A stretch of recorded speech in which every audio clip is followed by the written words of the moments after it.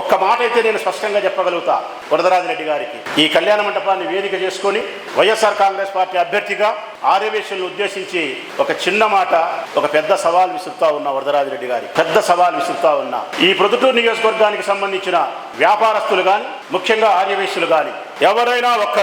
ఎవరైనా ఒక్కరు ఒక్క చెయ్యి పైకి లేపి, నీ వలన రాచమల్లు ఓ ఎమ్మెల్యే,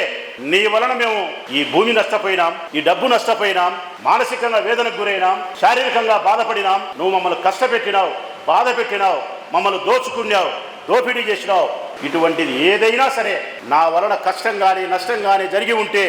ఒక్కరు చెయ్యి పైకెత్తితే రాచమల్లు నామినేషన్ వేయడని అవినాశ్ సమక్షంలోనే చెప్తా ఉన్నా. ఒక్క చెయ్యి పైకి లేస్తే ఈ ప్రొద్దుటూరు నియోజకవర్గంలో ఎవరైనా సరే నా వలన బాధితుడు ఒక్కడుంటే, ఏ ఒక్క ఆర్యవేశ్వరుడు వ్యాపారస్తుడు నామినేషన్ వేయం తమ్ముళ్ళారా అన్నలారా. మరి నేను చెప్పినట్టే మీరు ఆలకించాలా ఒక్క మాట శ్రద్ధగా. నేను చెప్పినట్టే వరదరాజిరెడ్డి గారు ఇంతమంది ఆర్యవేశ్యుల సమక్షంలో నా వలన ఎవరికి నష్టం జరగకుండా ఉంటే, నా వలన మీరెవరూ బాధపడకుండా ఉంటే